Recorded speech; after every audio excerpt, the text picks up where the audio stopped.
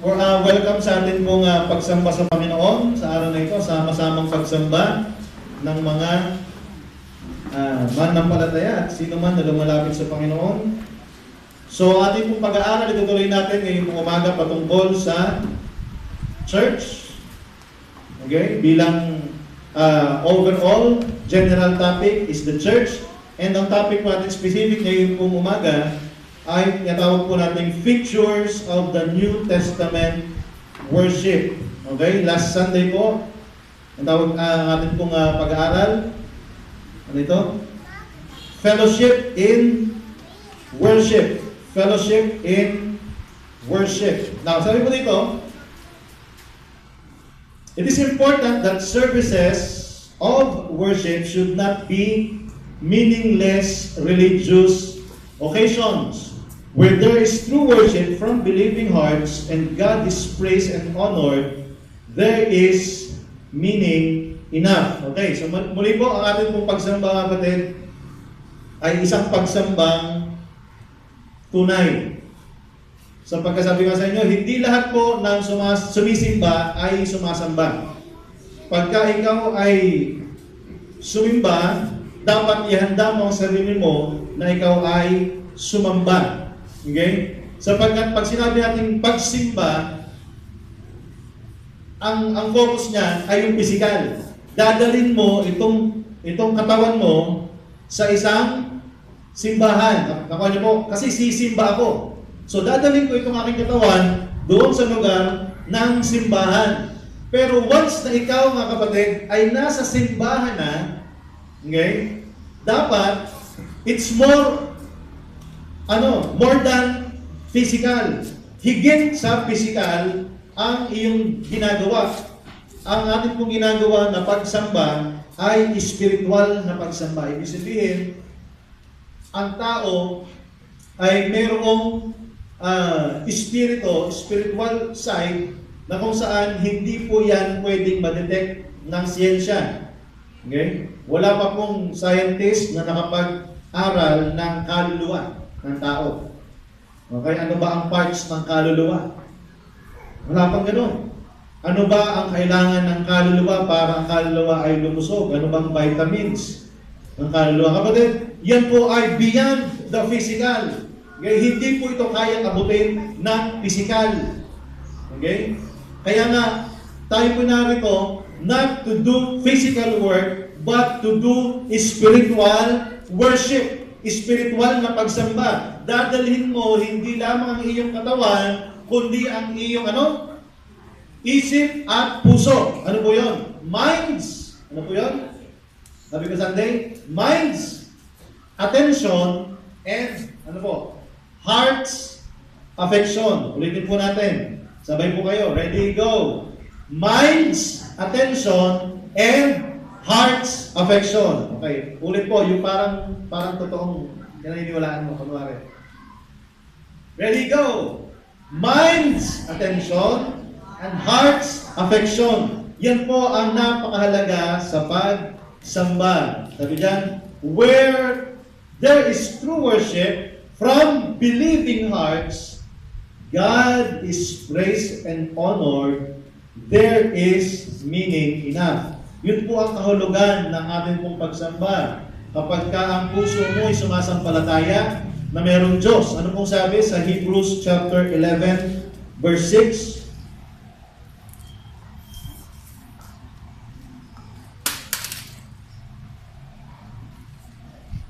Napakahalaga po ng tinatawag po nating hearts.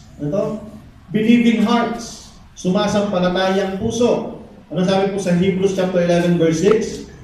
At kung walang, pananampalataya, ay hindi maaaring, maging kalugod-lugod o katanggap-tanggap sa Diyos. Bakit? Sapagkat ang lumalapit sa Diyos, ay pwede, di ba sabi dyan? Ay dapat, sumampalatayang may Diyos at siya ang tagapagbigay ganti sa mga sa Kanya'y nagsisihanap. Kapatid, napakahalaga po. Pag pupunta tayo sa isang pagsamba, sumasampalataya ka na ikaw ay lumalapit sa Diyos. Diba?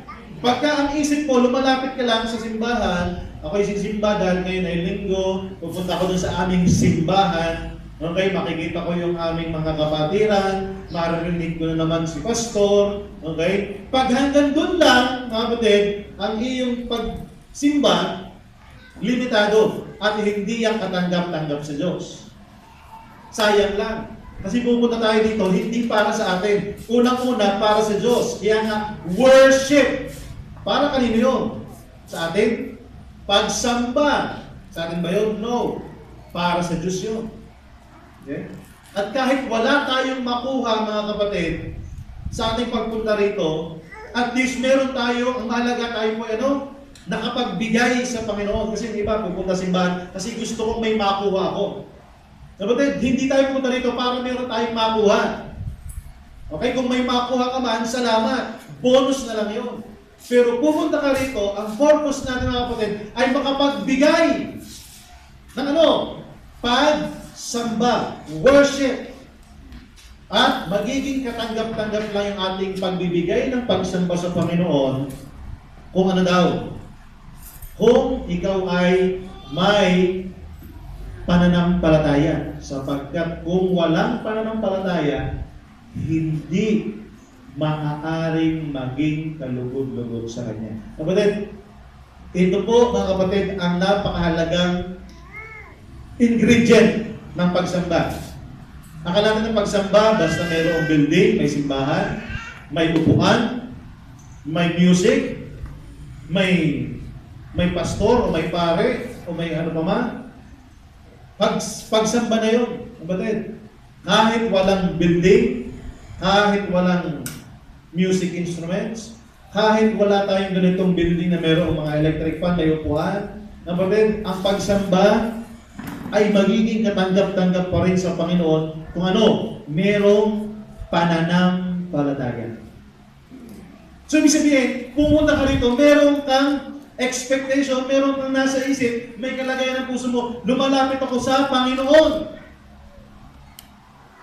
Ano kapatid, yan na po ang nawawala sa panahon natin ngayon. Kaya ang pagsamba ay nagiging tradisyon, kaugalian, pampalipas oras, okay, pambigay sa iyo ng kunwari, pakiramdam mo, banal ka, dahil nakasimba ka, nagawa ko yung tungkulin ko. Hindi yun eh. Pupunta tayo sa simbahan because sumasampalataya tayo sa Diyos. Bakit? Ang lumalapit sa Diyos ay dapat sumasampalataya. May Diyos. Lumalapit ka sa Diyos kasi naniniwala kang may Diyos. Meron pala mong lumalapit sa Diyos na hindi naniniwala may Diyos. Meron. Sabi, kung meron ng Diyos, di ba? Meron ganong salita. Diyos, kung andyan ka man, kung nakikinig ka man, eto ako, nasa simbahan ako, nakikita mo ako, kung meron ng Diyos. So, ano ibig sabihin mo? Hindi po siya sumasampalataya, merong Diyos sa kanyang pinuntahan. Na ang pinuntahan niya ay Diyos. Baka sakali lang na mayroong Diyos. So, hindi po dapat gano'n sapagkat hindi yan magiging katanggap-tanggap sa Diyos. Ngayon, kapag naniniwala ka na mayroong Diyos, anong pakiramdam? Tanongin ko po kayo. Try natin. In-announce ko, halimbawa, last Sunday. Okay mga kapatid, next Sunday po, meron tayong bisita. Darating po sa Sunday ang atin pong mahal na Pangulong Duterte. Next Sunday. Last Sunday, in-announce ko yun. Okay? Nagpaabot po sa akin ng information ang Malacanang, tumawag po sa akin na ang kinakailangan daw ihanda ang inyong lugar, baka mayroong mga i-inspection, baka may mga bombang nakatanim, O kaya baka merong delikadong buhay ng presidente, kaya i-check po yan, Sabado pa lang ng gabi hanggang Saturday ng umaga, nakapalibot na po dyan ng mga pulis sa inyo pong simbahan. Bakit? Pupunta po dyan si presidente. Ngayon, ang tanong, ano kayang pakiramdam mo kaninang umaga? Uy, pupunta ng presidente, doon sa church natin. Ano na, late na ba tayo? Bilisan natin. Okay na ba yung suot ko? Kita ko si presidente, magsiselfie-selfie kami. Kaya kailangan, okay yung aking make-up, okay yung aking itsura, yung aking buhok. Tingnan niyo po, pagka presidente, anong pakiramdam mo? Excited ka, pupunta si presidente dito. Ngayon, ibahin natin, ang Diyos ang pupuntahan mo. Anong pakiramdam mo? Ay, linggo na naman, sisimba na naman kami. Simbahan, diba? Yan. Nakikita niyo po mga kapatid ang pinagkaiba? Siguro kasi hindi ka naniniwala andun ang Diyos. Na ang pupuntahan mo ay Diyos. Na ang sasambahin mo ay Diyos. Kaya mabigat ang pakiramdam mo kasi ang isip mo nakatutok saan? Sa iyong sarili. Nakatutok sa tao. Nakatutok sa gawain, nakatutok sa ano ba ako? Ako'y by choir, ako ba'y kakanta, ano ba ako? Ako ba ay ganito, ako ba'y tutugtog? Ano ba ang part ko sa pagsa? Doon ka nakafocus na hindi mo iniisip, ay salamat, pupunta ako doon, sasambay ko ang Panginoon, kasama ko yung mga kapatiran. So sabi dito, where there is true worship from believing hearts and God is praised and honored, there is meaning enough. Meron na. Okay? Kapag ka nagtagpo yung puso na sumasampalataya at sabay-sabay na sumasamba sa Panginoon, may kabuluhan ang iyong pagsamba. However, attempts to make services more meaningful to people of today have been attempted, but in many cases, they have had the reverse effect and appear as an intrusion into the corporate worship of the church. Minsan, sa desire natin na gawin natin, dagdagan natin ng buhay ang ating pagsamba. Dagdagan natin ng dagdagan natin ng mga ilaw, dagdagan natin mas magandang speaker, gandahan natin ng performance. Dapat meron tayo ditong mga sumasayaw, etc. Okay? Mga effects. Minsan, lalo lugod. Na nagiging, sabi dito, intrusion. Parang intrusion, hindi ito kasama. Parang sumisingit. Okay? Into the corporate worship of the church. Kasi, attempt na ng tao. Kaya wala po ako nabasa sa Biblia na kinakailangan ang pagsamba ay mayroong magandang sound system, may magandang mic, may magandang boss na kumakanta, may magandang speaker, mayroong mga projector, okay, mayroong mga ilaw. Wala akong nabasa sa Biblia na gano'n. Ang nabasa ko sa Biblia, kinakailangan may sumasampalatayang puso. Yun napakahalaga. Ang problema, kompleto tayo sa lahat, pero wala tayong sumasampalatayang puso. Sayang. All attempts to make worship meaningful to unbelievers will fail. Lalo na pagkasabi, unbelievers, hindi yung sumasampalataya sa Diyos. Ay, meron tayong mga hindi sumasampalataya sa Diyos, kasama natin sa ating pagsamba. Gawin natin, mas maganda yung ating pagsamba kasi meron tayong mga hindi mananampalataya. Kapatid, sabi dyan, it will fail. Kaya anong gawin mo? Hindi pwedeng sumamba ng tunay at makabuluhan ang isang hindi mananampalataya. Sabi dyan, kailangan meron kang pananampalataya para maging kalugod-lugod sa Diyos. So any attempts to make, all attempts to make worship meaningful to unbelievers will fail because it is only those who have been redeemed who can truly worship God in spirit and in truth. Yung mga tunay lamang na tinubos ang makasasamba sa Panginoon. Pakahalaga po nito mga kapatid. This is not to say we can carry on a meaningless way and call it worship just because believers do it. No. A running commentary on every part of the service in order to explain what is going on can often end up as a talk for the sake of the talk. A children's address designed no doubt to give the children something can be an interruption in the service that distracts the worshippers and encourages the children not to listen to the sermon. Okay? Lalo na yung mga bata. Okay? Hindi sila tuloy makasamba sa Panginoon. Choruses introduced to liven things up can have the same kind of effect, generating the attitude that hymns are boring, although probably necessary. Kasi gawin natin, kumanta tayo ng choruses. Ang ibig sabihin? Kasi yung ating hymnals ay nakakaantok. Wala nyo? Victory in Jesus, to God be the glory. Ano pa to? Mansion over the hilltop. Ano ko na yan? Sawa na ako eh. Boring yan. Mag-isip naman tayo ng bago. Okay? Sabi dyan, lalo tuloy nagkakaroon ng distraction. Having said all that, we do need to think carefully about what actually happens in a church worship service. Ano ba talaga nangyayari kapag tayo sumasamba? What we really need to know is what the timeless New Testament teaches us to do. Ano bang sinasabi ng Biblia? Hindi ko ano sinasabi ng mundo. Hindi ko ano sinasabi ng tao. Ito ang gusto namin pagkasasamba kami. Gusto namin mayroong libreng donut at may libreng kape. Pagka walang donut, at gusto ko yung Dunkin Donut. Ayaw ko yung donut na pipiso. Magiging makabuluhan lang ang pagsamba kapag may donut. Okay? Mag-i-enjoy kami sa pagsamba kapag may donut. Pagka wala, sorry, hindi kami pupunta. Sige po, bibili kami ng donut. Ilan? Isa, para sa inyo lang. Kayo lang naman naghahanap ng donut. Special sa kanya. Hindi po pwede mga kapatid na gano'n.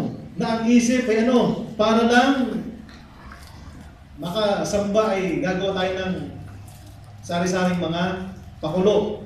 No. Ano ba ang sabi ng Biblia? What the timeless New Testament teaches us. Isabing timeless, hindi po ito nalalaos.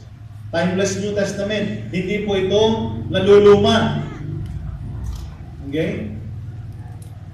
Tanungin natin ang Biblia kung ano ang tamang pagsamba. Okay? To understand that worship is not disorder, is basic to any consideration of the teaching of the New Testament on this subject. Okay? 1 Corinthians 14:40. Ano sabi? Unang Korinto 14:40. Napakahalaga po nito in the context of worship. Pagka sasamba tayo sa Panginoon, ano dapat?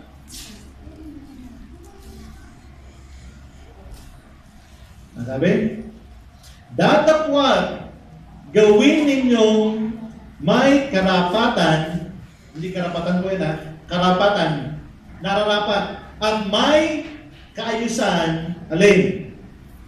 Ang lahat ng bagay. Mukha niyo po mga kapatid. Ito po yung pagdating sa pagsamba. So, ibig sabihin, pag tayo sasamba, ang gusto ng Panginoon ay gawin natin ng may kaayusan. That's the basic sa church. Kung gusto natin na tayo po ay makasamba sa Panginoon, sasamba na rin lang tayo, gawin na natin ang may karapatan at may kaayusan. Alin? Ang lahat ng mga bagay. Pero kapatid, take note, wala pong perfect worship service. Wala pong perfect. Sabi diyan, lahat ng mga bagay. Sabi, lahat. So dapat lahat pala, pastor, planchado. Lahat dapat walang gusot. Imposible po yan. Okay? Ang wala lang talagang gusot na pagsamba, doon sa langit. Pag doon ka na sa langit, wala na doong sintonado, wala na doong supply. Pero ginagawa natin ang best para maging maayos. Pastor, gusto ko talaga. Sabi ng Biblia, may kaayusan. Dapat lahat ng bagay, perfecto. Sige, umuwi ka na sa langit. Mauna ka na. Gusto mo pala perfecto, doon ka na. Doon ka sumamba. Dito nga pala, habang nandito tayo sa lupa, hindi naman pwedeng sabihin perfect ang ating pagsamba. Hindi mo pwedeng i-compare sa pagsamba sa kabilang church. Ay, yung kabilang church, ang pangit ang pagsamba niya. But then, again, ito po ay external things. Okay? Ito po yung mga panlabas na mga bagay. Pinipilit natin na ang pagsamba natin ay maayos. Hindi, pastor, mahalaga yung puso. O sige, kahit saan ka upo dyan, kahit saan ka pumusto. O yung upuan, huwag natin ayusin. Kahit gusto mo nakaharap ka doon, gusto mo nakaharap doon, gusto mo nakaupo ka, gusto mo nakadapa ka, gusto mo nakahiga ka. O sige, kahit anong gusto nyo, ang mahalaga ang puso natin. Pwede ba yun? Hindi pwede. Dapat, bagamat mayroong puso na maayos, ang pagsamba, sabi niya, dapat meron pa rin kaayusan. Okay? Kaayusan. Kaya pinipilit natin na hanggat maaari, ay may kaayusan ang lahat ng bagay. Hanggat maaari. Pero please, huwag kang pupunta sa church para pansinin mo yung mga aligyan ito hindi maayos. Hahanapin mo tuloy. Mag-o-observe ka, sayang ang pagsamba mo. Kaya nga namin inayos para hindi mo mapansin. Ang ginagawa, pinapansin mo pa yung mga hindi maayos. Ano ba hindi maayos dito? Kaya nga inayos natin para hindi mo mapansin, para hindi ka ma-distract, para makasamba ka sa Panginoon. Ang ginagawa mo, dinidistract mo ang sarili mo. Sayang. So huwag mong i-distract ang sarili mo. Pumunta ka sa church, hanggang maaari, gawin natin ang ating part, bawat isa. Okay? Pero, the focus of your mind's attention and heart's affection ay sa Panginoon. That is worship. That is worship. Gawin po natin po yan. It is not a disorganized, free-for-all any more than a straight-jacketed pattern full of vain repetition. It has a proper form and structure that we can discover from the New Testament. That former structure is there to encourage worship and facilitate the regular expression of the church responsibility toward God. Again, the church responsibility toward God. Facilitate the regular expression of the church responsibility to worship toward God.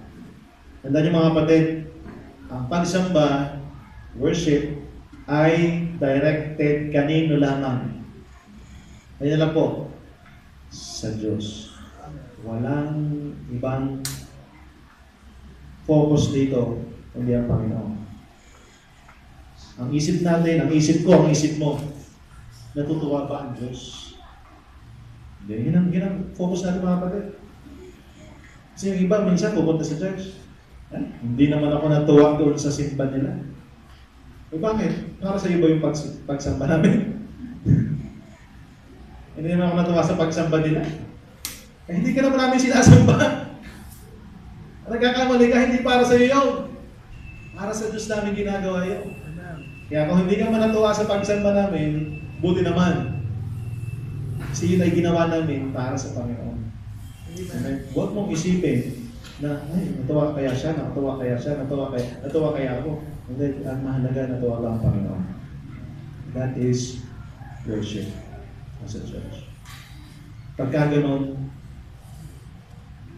hindi tayo magiging mga kritikal, pulaero at pulaera pagdating sa pagsamba.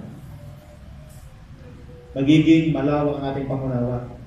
Uunawain natin ang kahinaan ng bawat isa. Uunawain natin ang kanilang kakulangan. Makaka-focus tayo sa Panginoon. Kasi ang pagsamba naman ito, hindi para ako i-please, hindi para i-please ang kapwa, kundi i-please ang Panginoon. Now, bakit tayo narito? We are here to please the Lord. Amen? Wala tayong oras, tayo pinanalangin. Dakilang Diyos, salamat po sa Sunday School. Salamat po, Panginoon, sa oras.